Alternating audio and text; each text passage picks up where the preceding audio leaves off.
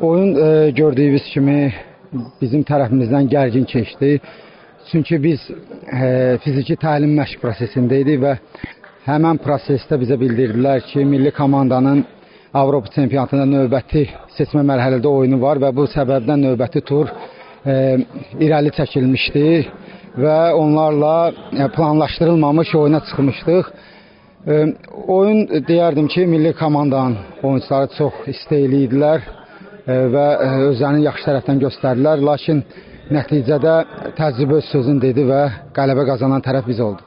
19 milli komanda əsasən əks hücumlarda oynayırdı.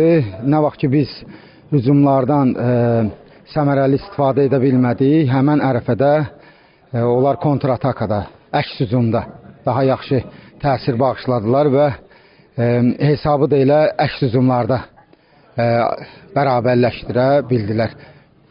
Ancaq bunu deyə bilərəm ki, əks hücumda daha yaxşı görsənirdilər.